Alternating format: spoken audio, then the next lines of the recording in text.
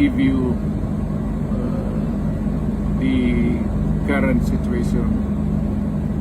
I am about to land sa Hague. Galing ako Dubai. Stopover for it's a long haul, it's a long flight. Okay ako. Do not worry. And I think this is something to do with the law and order noon. At sinasabi ko naman sa mga pulis at military na trabaho kayo at ako ang managot. So ito na nga, for all of the whatever happened in the past, ako na yung nag-front sa ating law enforcement at military. Sinabi ko na I will protect you and I will, ako ang managot sa lahat. This will be a long legal proceedings. But I say to you, I will continue to serve my country at so be it. Kung ganun ang destiny ko. Salamat. Oh, yung mga taga Mindanao, makinig kayo. Kaya yung Kabataang Party List dyan, kayong mga sundalo at mga pulis, makikinig kayo dun sa Kabataang Party List. Ha? Makinig kayo. Doon kayo makinig sa tumitegis sa mga katulad ninyo. Malinaw sa bawat Pilipinong nakapanood ng mga pangyayari kahapon kung anong ginawa ninyo kay Duterte. Hindi ba? Naka-live ito. Paano ninyo sa amin madidinay ang mga nangyari? Inaresto yun. Ano nyo to sa, i-project nyo to sa screen, manood kayong magkakapamilya. Okay? Para malaman ninyo kung papaano kayo dinorobo, binubudol ng gobyernong BBM administration, lalo na kayong mga sundalo at pulis. Makinig kayo. Di ba? Kayo makinig doon sa Kabataang Party List na miyembro ng tumitegi sa inyo. Oh. So, i-share nyo ngayon to sa mga kakilala nyong kasundaluhan, kakilala nyong lahat, yung mga nagti-TikTok, mga nag-YouTuber, huwag na kayo humingi sa akin ng permission. Wala pong copyright ang aking mga pinagsasabi dito. If you feel value in it, share it, share. Okay. Ano na tayo? Todo na tayo. Okay. So, ngayon, napilitang sumagot ang Malacanang. Nag-viral yung video ko, mag-1 million na. Mag-1 million na. Ito ang sagot ng Malacanang. Okay. Ipoproject natin ang sinabi ng aking favorite na si Claire Castro. Favorite ko pa naman to si Claire Castro. Ay nako Claire Castro, favorite pa naman. Favorite kita. You're my spirit animal. Okay. Ito ang sabi ni Claire Castro. Okay, hindi niya ina-address ako.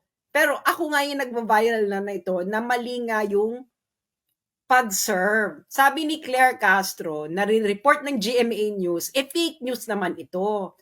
Ipapaliwanag ko unti-unti. Okay, sabi ni Claire Castro, former President Rodrigo Duterte will have to face a local court in the Netherlands before being brought to the International Criminal Court, Palace Press Officer Undersecretary Attorney Claire. Bakit daw? Bakit daw dadalhin daw muna sa local court sa Netherlands? Sabi daw, para daw ma-determine ng Dutch court kung tama ang pag-aresto sa Pilipinas.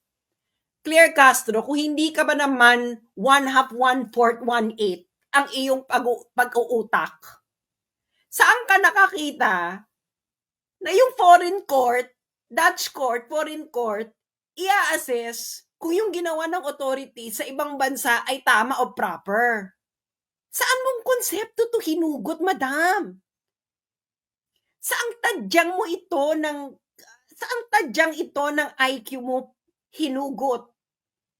Bex, beshi, walang ganong konsepto.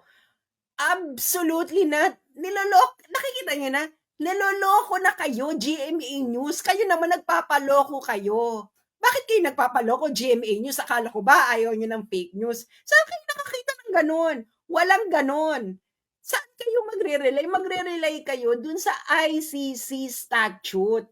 Ang ICC statute, parang yung constitution ng ICC, yun ang sinusunod nilang procedure. Meron bang ganyang procedure sa ICC statute na yung Dutch court mag-a-assess pa kung proper yung pag-aresto doon sa tao sa ibang bansa? Walang ganun, Claire Castro. Ipapakita ko sa inyo, mga kababayan, kayo mga pulis at sundalo, makinig kayo dahil binubobo kayo, ginagago kayo, ginagamit kayo ng mga bangag na to at nagpapagamit naman kayo. Hindi ba? Paano nyo may papaliwanag sa mga anak nyo yan? Sa pamilya nyo? Sa future generation ng mga Pilipino? Na ang isang dating presidente ng Pilipinas, dati yung commander-in-chief, hinugot ninyo ng ganun-ganun na lang at inilabas ng bansa. At mali pa ang procedure. Diba? Granting.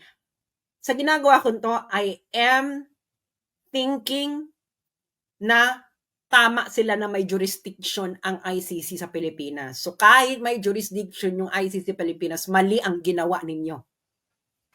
Kaya i-share ninyo ito sa mga sundali ninyong kabarkada, kakilala, kapamilya. Dahil malaking kaengotan ito, pambubudol sa mga sundalo at pulis. Nagpabudol naman kayo. At yung mga anti-Duterte diyang lawyer, makinig kayo dahil ililibing ko na lahat ng legal hallucination ninyo sa mga tadyang na mga bababa ninyong IQ. Makinig kayo ha. Makinig kayo. Okay. Tama ba ang sinabi ni Claire Castro na ipaprocess pa raw ng Dutch court at i-assist ng Dutch court tama ang pag-aresto? Isa itong 100% legal hallucination na I hope na because of old age, Claire Castro, at hindi dahil sa kakasinghot. Ito ang ICC statute. Doon lang tayo sa facts, no? Doon lang tayo sa facts. ICC statute. Okay. Ito ang ICC statute. Papalakihan ko para makita ninyo, ha? Yan. Okay? Rome Statute of the International Criminal Court. Ngayon, pupunta ngayon tayo sa Article 59. Ito ngayon ang gumulantang sa kanila. Kita nyo yan. Article 59, Arrest Proceedings in the Custodial State. Anong ibig sabihin ng custodial state? Ang custodial state po, ito po ang umaresto. Okay? Doesn't matter kung member state ka ng ICC or whatever. Kung ikaw ang umaresto, in effect mo ang warrant ng ICC, you are the custodial state. Kaya yung Kabataan Party List dyan, kayong mga sundalo at mga pulis, makikinig kayo dun sa Kabataan Party List? Ha? Makinig kayo. Doon kayo makinig sa tumitegis sa mga katulad ninyo. Kahit pag ikot-ikutin ninyo ang mundo, hindi nyo ako maloloko. Okay? Article 59. Arrest proceeding in the custodial state. Custodial state ang nag-aresto. Pilipinas. Okay? Pupunta ngayon tayo. Page 41. These are all available online. Bakit ba feeling ninyo, maluloko ninyo ang mga Pilipino? Ha? Ibig sabihin, yan lang ang gusto nyong gawin. Lokohin ninyo ang mga Pilipino. Okay. Article 59. Okay. Dito muna tayo. Batas muna tayo, ha? Saka tayo mag-application. Batas. Arrest proceedings in the custodial state. Okay. Sabi dyan, a state party which has received a request for provisional arrest or for arrest and surrender shall immediately take steps to arrest the person in question in accordance with its laws and provisions of Part 9. Deadmahin na muna natin yung Part 9. Ibig sabihin, kakuha sila ng request. Warrant of arrest. Yun yung sinasabi nila Interpol note, red notice. Sino ba nag-notice sa Interpol? ICC. Ibig sabihin may warrant. Nagpa-request sa Pilipinas na i-serve yung warrant kay Duterte. O di ikaw ang custodial state, ano ka? Anong standing mo kung hindi ka custodial state? What is your legal standing? Ano ka? Rendezvous? Rendezvous state? Ano to, kabataang party list? Linawin mo to. May nagsabi sa akin, kagagraduate mo lang ng law school. Well, congratulations, no? Na natanggap ka sa bar. Pero aminin na natin, 5 units lang ang international law sa Pilipinas. Hindi ba? Leiden University to, tol. Inaresto. In-effect mo ang warrant. Okay, anong susunod? Step 2, Article 59.2. A person arrested shall be brought promptly before the competent judicial authority in the custodial state, which shall determine, in accordance with the law of that state, that the warrant applies to that person, the person has been arrested in accordance with the proper process, and the person's right have been respected. Ulitin natin sa Tagalog. Ang inarestong tao dapat madali karipas na dadalhin sa competent judicial authority ng custodial state ng Pilipinas. Ang competent judicial authority, in accordance with the law of that state, ay magdedetermine kung ang warrant ay applies doon sa inaresto. Yung person na inaresto ay naayon sa tamang proseso at nirespect ang karapatan ng taong inaresto. Ikaw, Claire Castro Bangag, asaan dyan ang Netherlands? Saan mo ipapasok dyan, madam? Kung bar exam ito, madam, at ito lang ang tanong, bagsak ka, Becky. Yung mga nakikinig dyan sa akin, nasaan dyan ang bansang Netherlands? Kung ma-justify mo kung nasaan dyan ang Netherlands ba ang custodial state? No. So, bakit ikaw na umaresto, Pilipinas, ang sasabihin mo, ang magdidetermina kung tama ang pag-aresto mo ay korte ng Netherlands? Saan ninyo hinugot ang katarantaduhang konseptong ito? Claire Castro, papaano ka pumasa ng abogasya na hindi mo muna binasa ang batas bago mo ibuka ang bibig mo? Kung gaano mo binuka ang bibig mo, gaanon kakitid ang utak mo. Sino ka, madam? Nasa tamang pag-iisip ka ba? May nakikita ka ba na hindi namin nakikita dito sa Article 59 na kung paano ang tamang pag-aresto? Kayo nga, mga nakikinig kayong sundalo at pulis. Mali ba ako? Kung mali ako, maghain kayo, Maghain kayo, mga sundalo at pulis. Maghain kayo. Okay? I don't know. Mag-ano kayo dyan? Military court. Mag-hain kayo.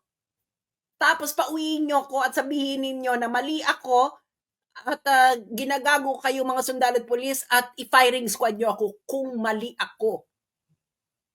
Pero kung ako ay tama, anong ginawa sa inyo? Claire Castro, magpaliwanag ka. Saan sa Article 59 na ang Netherlands ang magdidetermina kung tama ang proseso ng pag-aresto? Kayong GMA News, ano na? Dahil ba ilang porsyento sa inyo ay sa ng kumpanya ninyo ay pag-aari ni yung mga nakikinig sa aking senatorial candidate na pro Duterte noon. Ano? Magpaliwanag kayo. Nasaan dito? 'Di ba? Lalo na yung bagong Pilipinas team. Oh, kakampi ninyo. Sinasabi, Netherlands daw ang magpa-process. Nasaan dyan ang Netherlands? Netherlands ba ay custodial state? No. Ang Netherlands ba ang nag-aresto? No. Ang custodial state ay ang umaresto. Ang custodial state ay ang nag-effect ng warrant of arrest. Sino ito? Malinaw sa bawat Pilipinong nakapanood ng mga pangyayari kahapon kung anong ginawa ninyo kay Duterte. Hindi ba? Naka-live ito. Paano nyo sa amin madidinay ang mga nangyari? Inaresto nyo. Oh, paano nyo ngayon ito sasabihin, Claire Castro, na ang Netherlands ang magpa-process? Nasaan siya dyan? Nasaan ang Netherlands dyan sa Article 59? Palakihan natin para makita ng katiting mong utak. Oh, nasaan siya dyan? Nasaan ang Netherlands dyan, madam? Oh, malaki na yan. Nakakahiya naman sa mata mo. Sa mata mong pinakitid ng utak mo. Nasaan ang Netherlands dyan, madam? Nasaan? Oh, a state party has received a request for provisional arrest or for arrest and surrender. Netherlands ba ang naka-receive? No. Pilipinas ang umaresto, di ba? Who immediately took step to arrest the person? Si Duterte. Pilipinas. And then, from step 1 to step 2, a person arrested shall be brought promptly before the competent judicial authority in the custodial state. Ang custodial state ay yung arresting state. Netherlands ba, Claire Castro, ang arresting state? Nasa Netherlands ba si Duterte nang siya inaresto? Wala. Nasa Pilipinas. Inaresto nyo, di ba? Okay. Ang sunod na tanong, kayong mga nakikinig, nakita nyo ang lahat. Ipinresenta ba nila? Oh, ayan ang requirement. After ng arrest, a person arrested shall be brought promptly before the competent judicial authority. Ano ibig sabihin nito? Ipipresenta nyo si Digong sa harapan ng competent judicial authority. Ginawa ba nila ito? Kayong mga sundalo at mga pulis na nakikinig sa akin, ginawa nyo to? Ginawa ito ng mga kasamahan ninyo? Sa dati ninyong commander-in-chief? Oo, hindi lang ang sagot. Napakasimple. Oh.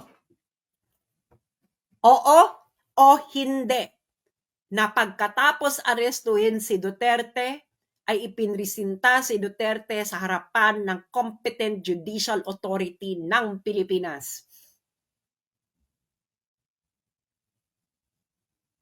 Oo o hindi? Yung mga sundalo at mga pulis na nakikinig sa akin. Oo o hindi? Hindi. Nakita namin ang lahat ng nangyari, huwag kayo magmaamang-maangan. Ginawa ba ito? Ginawa ba ito ng competent judicial authority? Pagkatapos ninyong iharap si Duterte, in-examine ba ng competent judicial authority pagkatapos siyang arestuhin na ang warrant ay nag-a-apply kay Duterte na nasa tamang proseso ang pag-aresto at ang karapatan ng inaresto nyo ay respected? In accordance with the law of that state. Claire Castro, in accordance with the law of the state that arrested. Paano mo sasabihin na yung Netherlands ang mag-a-assess? Ano yun yung Netherlands? Gagamitin niya yung sarili niyang batas para i-assess kung tama yung pag-aresto sa Pilipinas? Baliw! Kung bar example, ito lang ang question, bagsak ka na. Hindi ka naging abogado ngayon. Okay. Step 2 yon. Step 3. Nahiharap mo na sa competent judicial authority. Step 3. The person shall have the right to apply to the competent authority in the custodial state for interim release pending surrender. Yung competent authority dito, yung competent judicial authority yan. Okay? Hindi mo nga hinarap sa competent judicial authority. So, ginawa ba ito mga kababayan?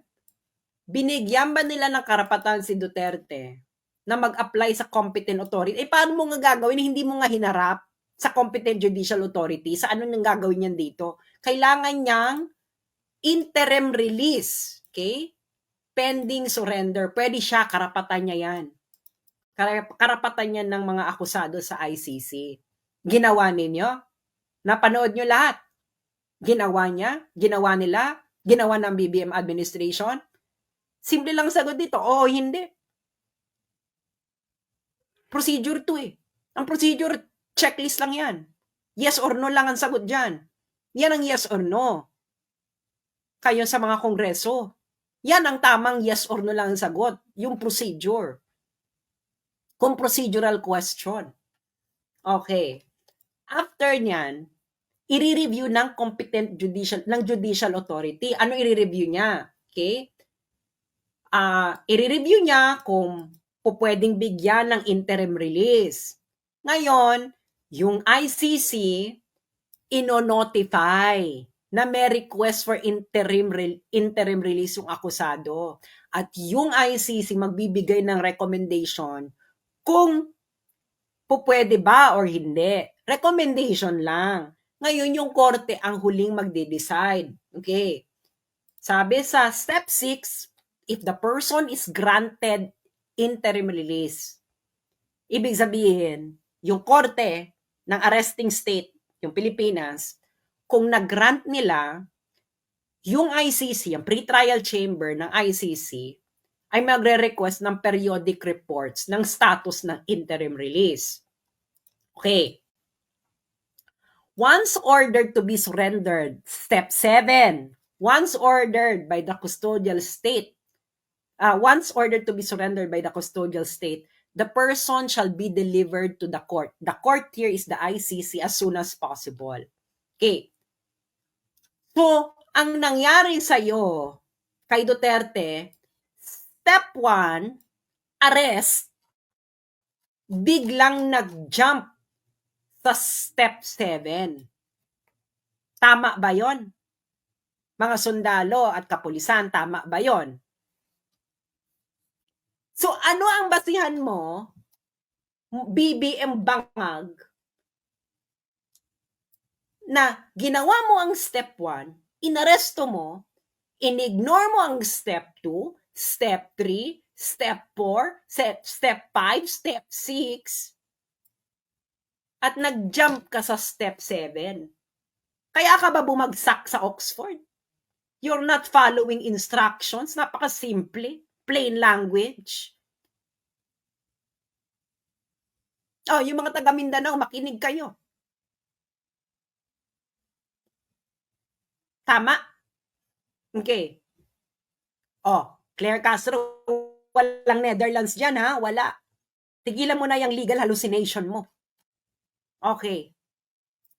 Now, para mas lalo ninyong maintindihan, okay, i-apply na natin ngayon ito sa facts. Okay, facts of the case. Okay, nang nangyari. Okay. Nasaan na itong i-share ko? Kaya paki-share muna ito at makinig kayo nang hindi kayo naloloko ng mga kung sino-sino. Okay. Nasaan na ba yan? I-ano ko na lang. I-share ko na lang yung Facebook ko. Okay. Dito ngayon tayo sa application. Okay. Ito ang sunod-sunod na pangyayari. Inaresto si Digong, correct? Oh. Granting, sabihin na natin for the sake of argument na may jurisdiction ng ICC, inaresto ninyo. Saan ang warrant of arrest ng ICC. Huwag niyo akong paikot-ikutin na dahil sa Interpol. Wala pong karapatan ng Interpol na mag-issue ng warrant. Ang Interpol po, nag-i-issue po ito ng red notice after merong isang requesting party na magsabi na may warrant of arrest itong tao ito at kailangan ng tulong ng Interpol. Ang Interpol nag-issue ng red notice on the virtue of that warrant. At ikaw, Pilipinas, ikaw, Bongbong, hindi ka nag-comply sa Interpol, nag-comply ka dun sa warrant. Hindi dun sa red notice, nag-comply ka doon sa warrant. Okay. Sabi mo, inaresto si Digong. Okay, nag-comply yan sa Article 59.1 ng ICC statute. Arrest the accused. Check. Anong second step nila? Dinala sa Villamor Air Base. Anong step 2 sa ICC statute? Iharap ang akusado sa competent judicial authority ng custodial state. In other words, Pilipinas. That's Article 59.2. Okay. Nag-comply?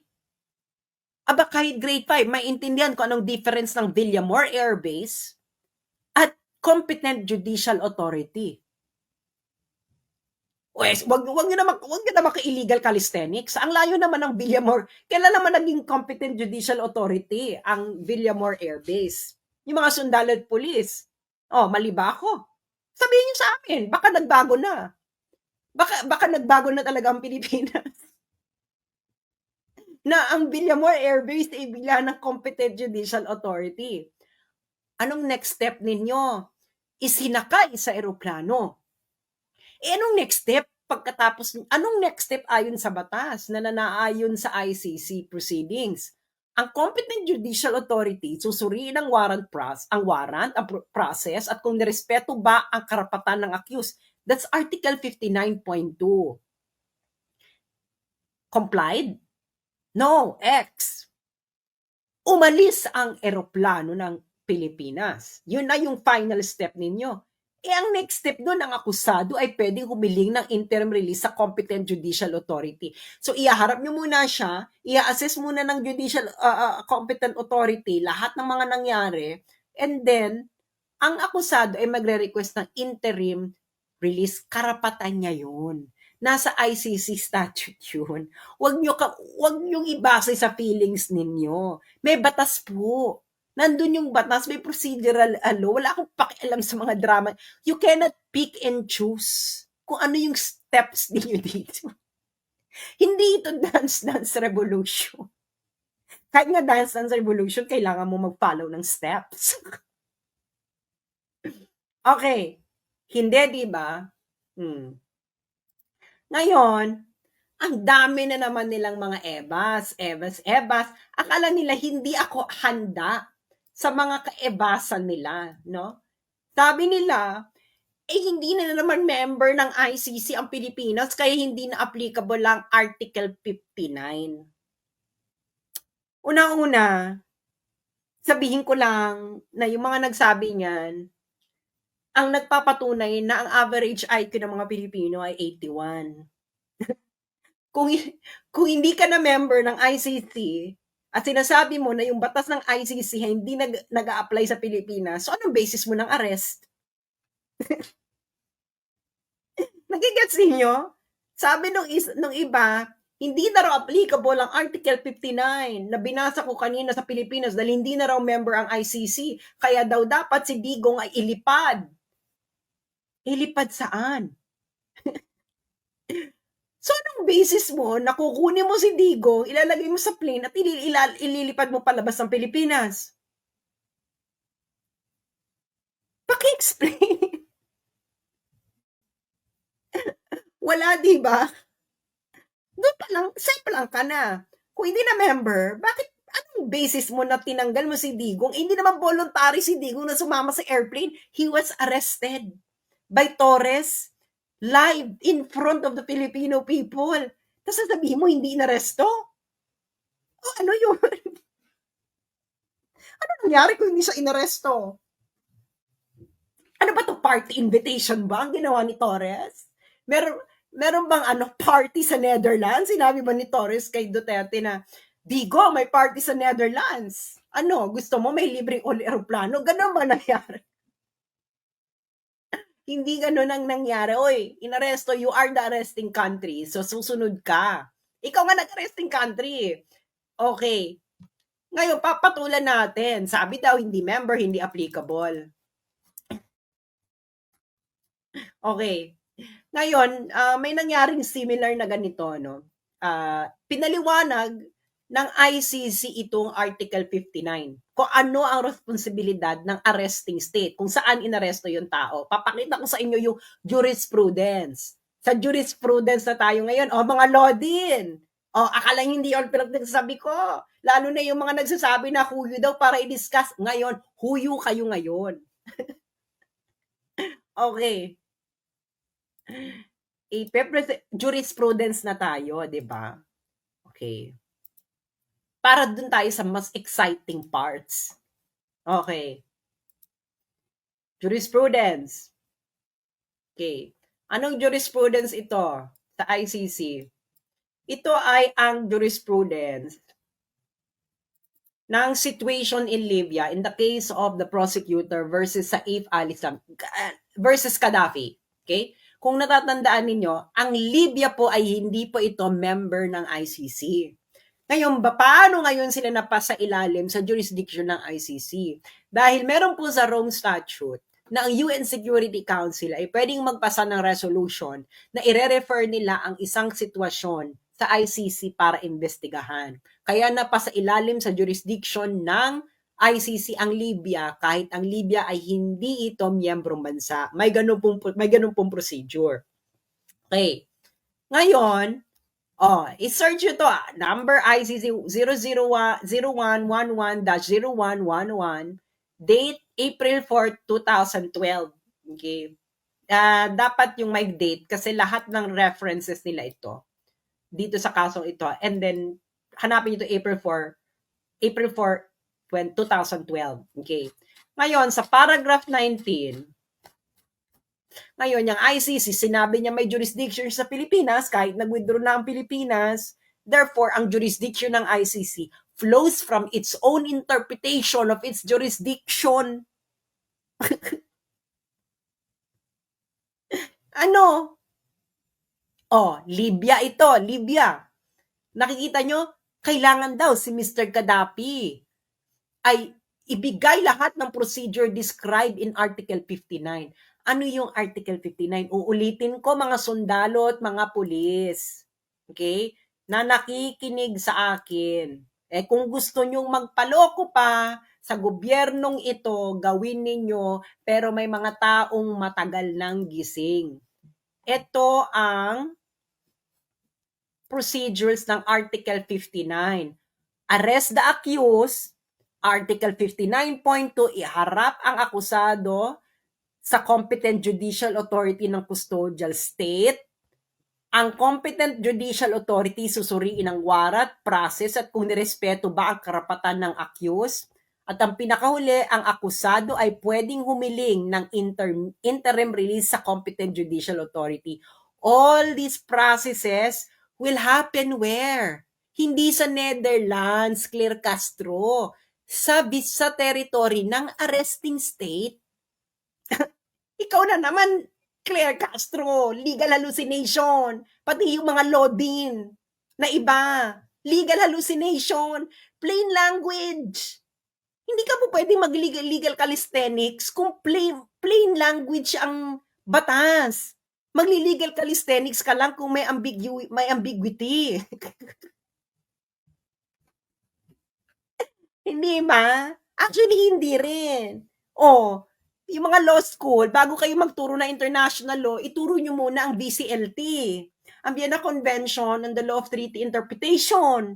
Dahil bago kayo magbasa ng international law, which are treaties, dapat alam nila kung paano magbasa ng treaty, which is based on another treaty, which is the VCLT. Naalala ko dati isa kong friend, no, law student, buti nakapasa siya ng bar. Congratulations, girl. Tinatanong niya ako sa UGLOS. Ang tinanong ko kasi nga, subject daw sa international law subject nila, 5 units lang naman yun. Tinanong ko siya, tinuro ba sa inyo muna yung VCLT? Tinanong ako nung friend ko at magandang eskwelahan to ng law. Sabi niya, hindi. Sabi ko, Paano ka mag-i-interpret ng treaty kung hindi mo muna pag-aaralan yung VCLT? Foundational yun. Naiyan sila yung kalidad ng mga to. Pag tinanong mo, hindi alam ang VCLT, Bex, wala na yan. That's actually for my, VCLT was discussed during my first day ng international law class ko sa Leiden University. No kidding, first day. Because you cannot proceed with understanding international law without understanding first VCLT. Okay, 'di ba? Hindi nyo sinunod. O, ano sinusunod yung batas? O, 'di ba? So ngayon, okay. Ngayon meron namang umeksena. Alam niyo naman maraming eksena. Handa na nga ako sa lahat ng eksena. So, pero ipapakita ko yung eksena. May nag-report lang naman sa akin ng may umeksena. Okay. Hindi na, wag niyo siyang bebenggahin ha. Pero kasi siya yung nag-report ng eksena. Okay. Share natin. Tayo naman, handa ako, Day. Hindi ako sumusulong sa isang, okay, ito yung, nireport niya. Sabi niya, merong same case si John Pierre Bemba, 2008, transferred din siya sa Netherlands by Belgium authorities without judicial review. Wala daw judicial review si John Pierre Bemba. Okay. Bibigyan ko kayo ng background kay John Pierre Bemba. Si John Pierre Bemba ay Congolese authority. Paano na rin siya napasakop sa jurisdiction ng ICC? UN Security Council resolution din. Yan kay Bemba. Okay. UN Security Council resolution ba yan kay Bemba? I-fact check nyo ako. Okay. Now, ngayon, asa na ba to ano ko ni Bemba? Okay, ngayon, itong mga to, wala daw judicial review yung kay Bemba. Inarrest kasi si Bemba nasa Belgium. Si Belgium, inaresto siya. Sabi dito na nag-comment, siguro napulot niya sa mga nagre-rebat sa akin, wala daw judicial review. Kaya, ano daw, nag-proceed daw ang case because ICC daw prioritize justice over procedural technicalities. Kaya siya nag-proceed kasi nga lahat ng procedural technicalities sinunod ng Belgium.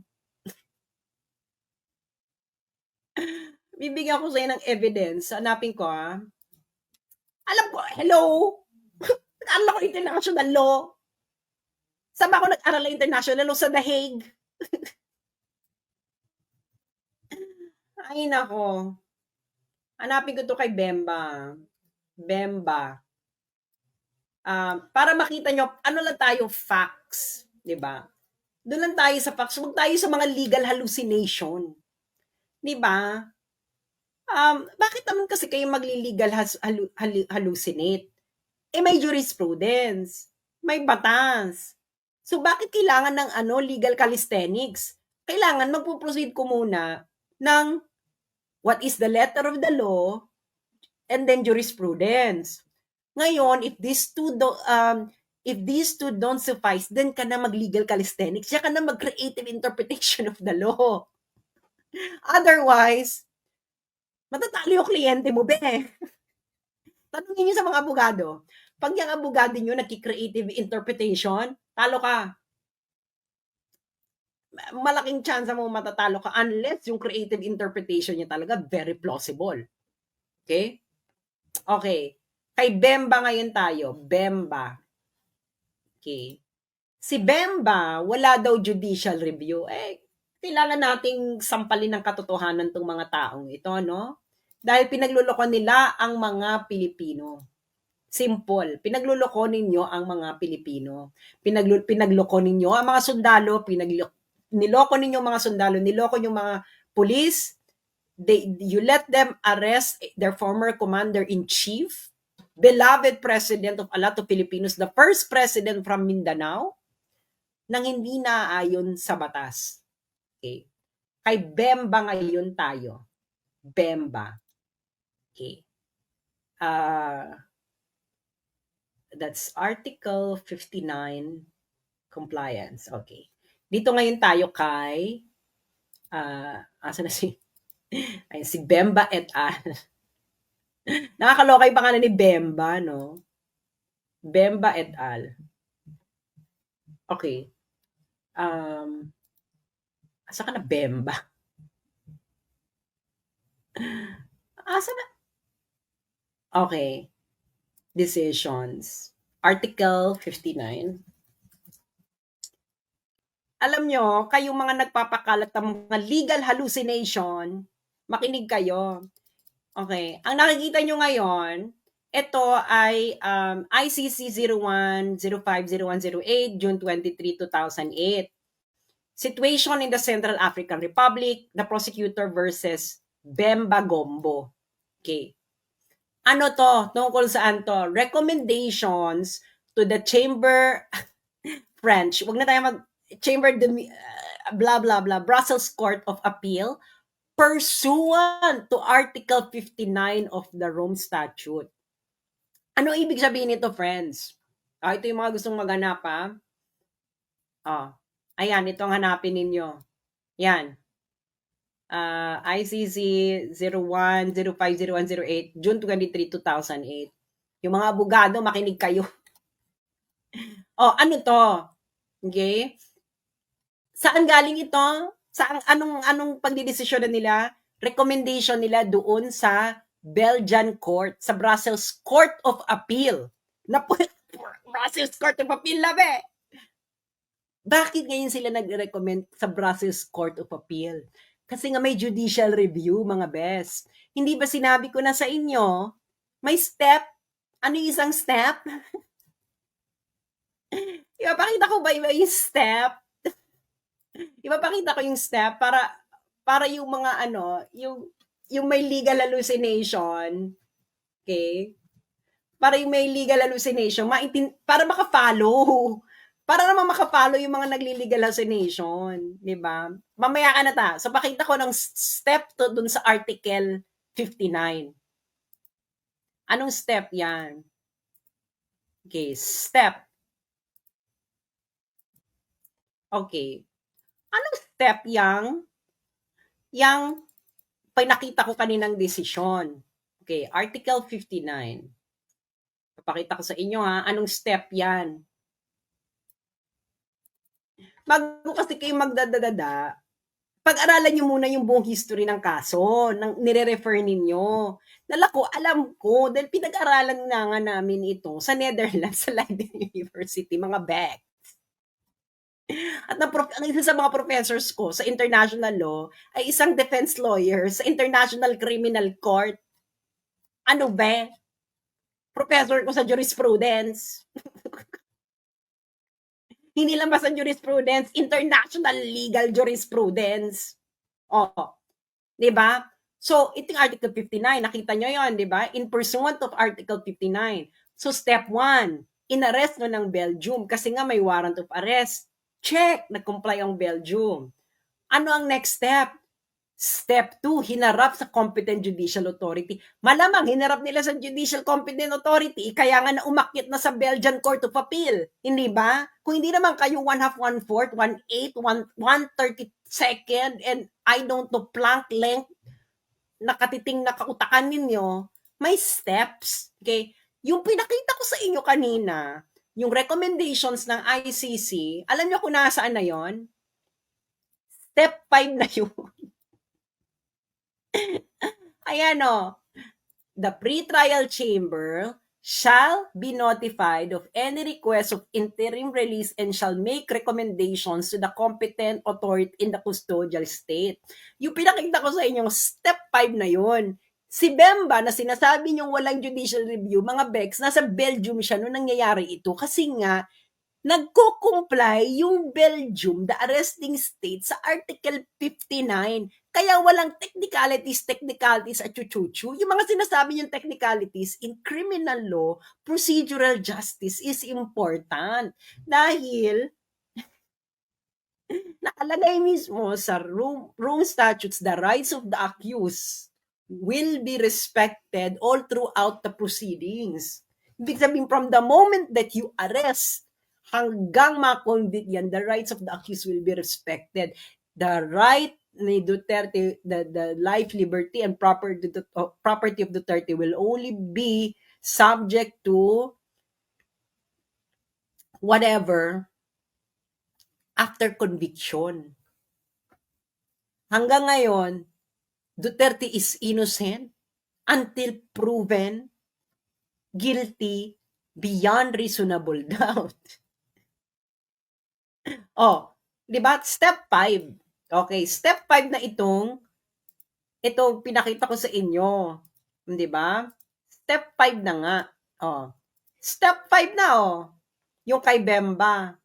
Kasi nga, ayan, recommendations to the Brussels Court of Appeal pursuant to Article 59 of the Rome Statute. Pursuant to Article 59 of the Rome Statute, na nandyan ang judicial review sa arresting state. So, saan nyo na naman hinugot yung pinagsasabi ninyo na yung Belgium ay walang judicial review kay Bemba bago siya isurrender sa ICC? Ano na naman itong mga tinitira ninyo? Pentel pen ba ito?